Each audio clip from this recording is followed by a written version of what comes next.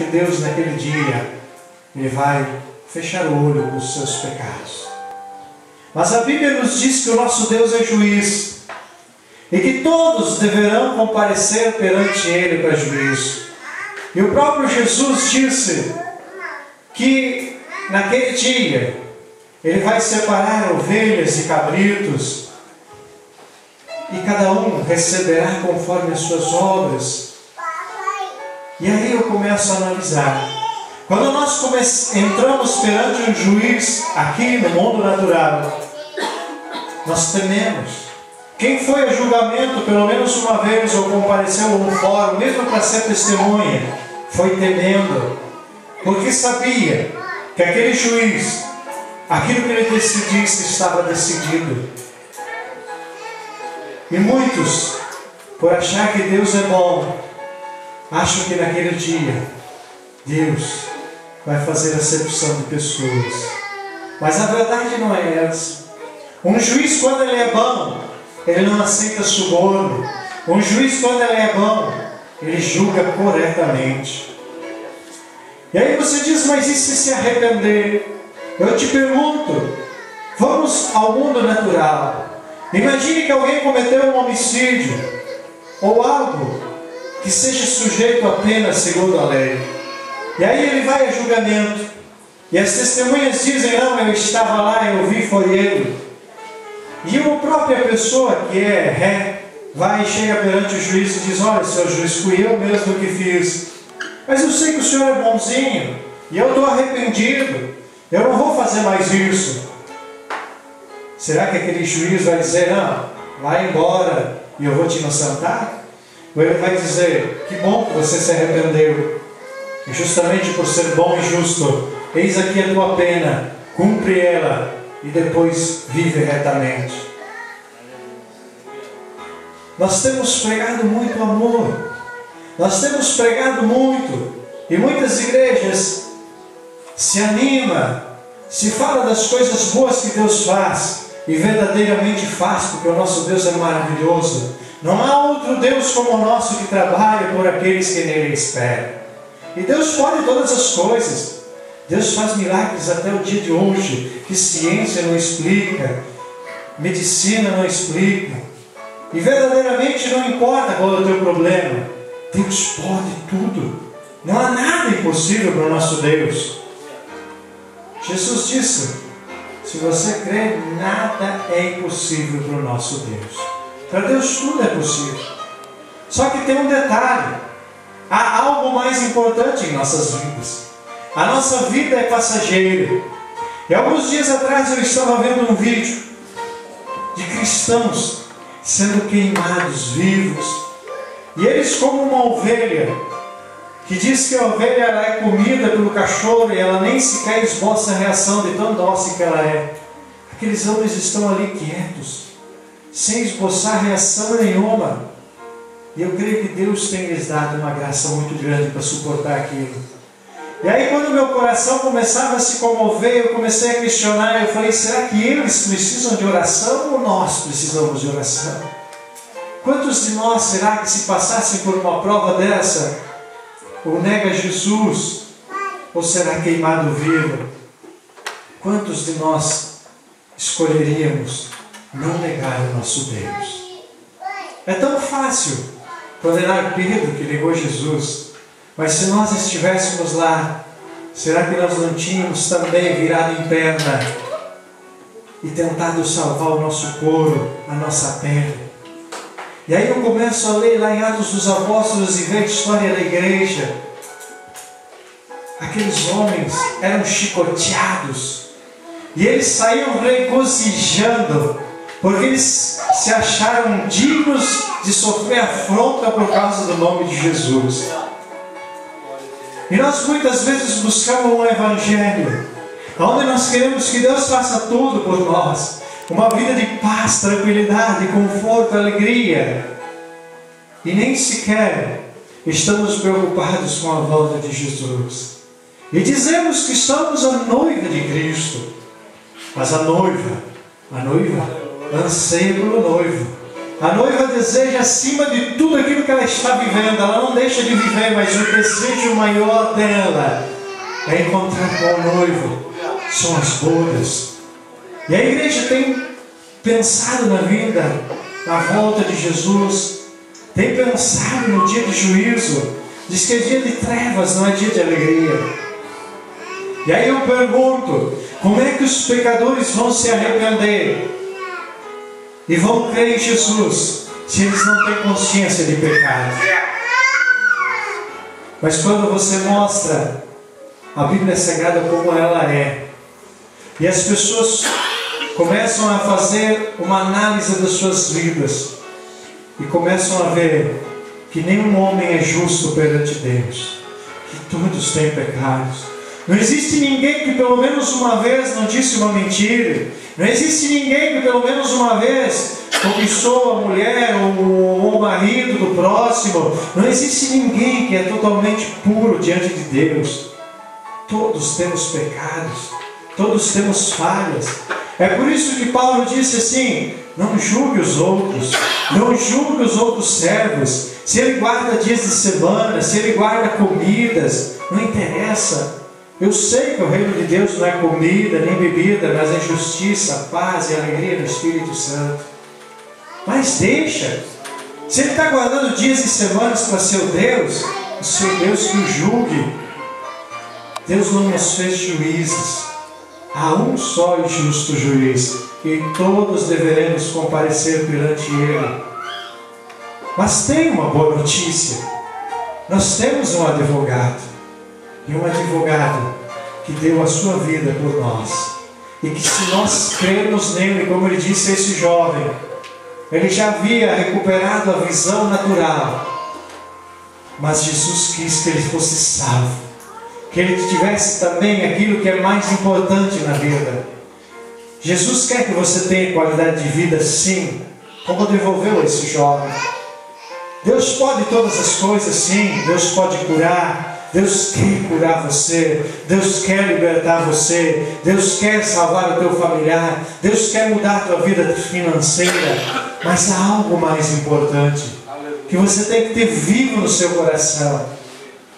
Jesus pode voltar a qualquer momento, como ladrão, no momento em que ninguém espera. E nós temos que estar como Ló. Mesmo estando no meio de uma corrupção, mesmo estando no meio de um mundo onde muitos desprezam Deus, Ló não se conformava. E a Bíblia diz que ele estava inconformado com o mundo que ele vivia. Você tem se conformado com o pecado? O que você tem sentido quando você vê alguém perecendo? Você tem se movido de compaixão pelas vidas que estão perecendo, pelas almas? Nós temos que ser como Neemias. Neemias, quando ele soube que a cidade de Jerusalém estava destruída, os muros derrubados, o coração dele se moveu e ele ficou com uma profunda tristeza. Mas não ficou só numa emoção momentânea, não. Ele começou a orar e buscar diante de Deus pela cidade que ele amava. E ele começou, assim que as portas foram se abrindo, ele, conforme as forças dele, ele foi reconstruir os muros de Jerusalém. E assim tem que ser as nossas vidas. Nós temos que buscar cada dia crescer na presença do Senhor em graça, conhecimento e frutificar. Como a palavra que o irmão disse: ide por todo o mundo e pregai o Evangelho a toda criatura. Nós que tivemos os olhos espirituais abertos, nós que sabemos que a salvação não é pelas obras, não é pela lei como os fariseus tentavam se justificar, mas é pela fé em Jesus Cristo. Nós temos que ter uma vida reta, buscarmos andar com uma vida que ilumina onde nós vivemos, buscar ser testemunhas vivas de Jesus Cristo, para que as pessoas possam olhar para as nossas vidas e nós temos que dizer, como o irmão dizia outrora assim, outro final de semana ele dizia: não olhe para mim. Mas eu entendo, no sentido de dizer, não olhe para mim, eu sou um homem como vocês, alguém sujeito às mesmas paixões. mas que nós possamos dizer, como os apóstolos da igreja primitiva, dizia: assim como viste em nós, assim fazei vós também. Será que nós podemos dizer para os nossos familiares: olha para a minha conduta, faça como eu faço, seja como eu sou? Será que você pode chegar para o seu vizinho e, além de dizer versículos da Bíblia, dizer: olha como nós vivemos, olha como é a nossa família, viva assim, e você estará agradando a Deus? Isso é forte, e nós, como testemunhas, temos que ser desta maneira. É assim que Deus quer a igreja, uma luz que resplandece no meio das trevas.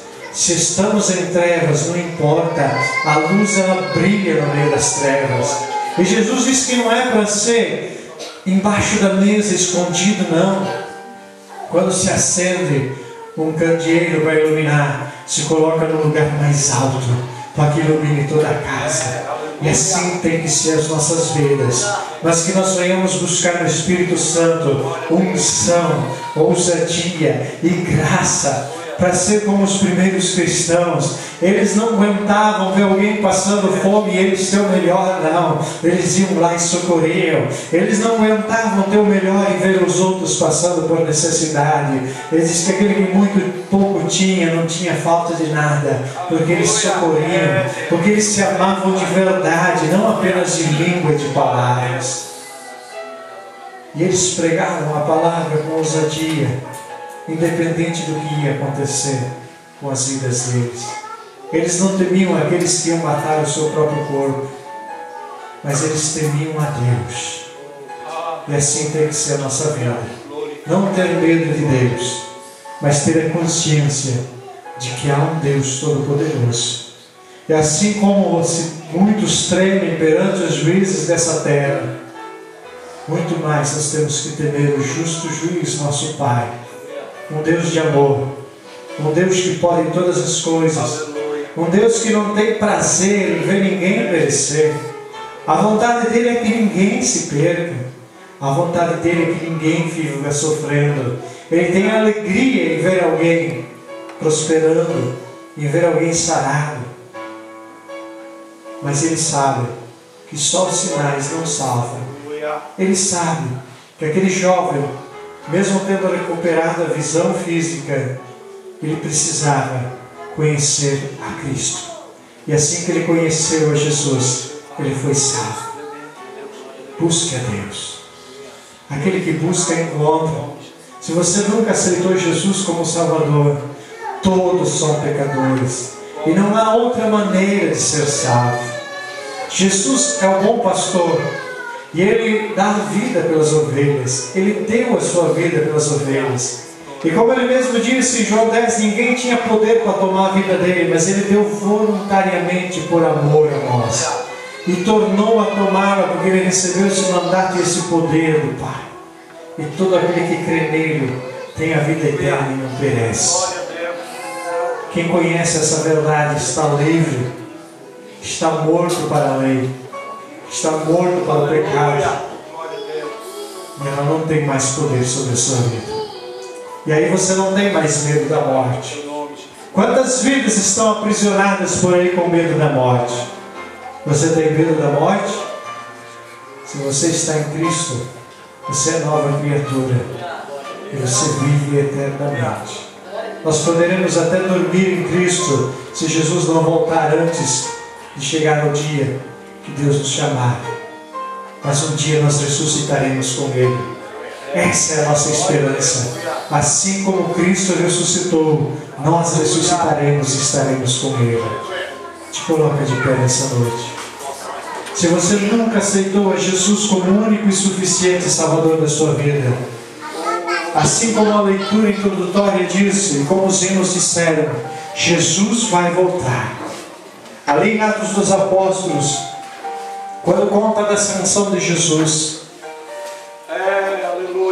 aqueles dois anjos chegaram e disseram para aqueles homens que estavam admirados, olhando para Jesus que havia subido, ele disse: o que vocês estão olhando? Assim como ele subiu, ele há de vir, e ele virá buscar uma igreja santa.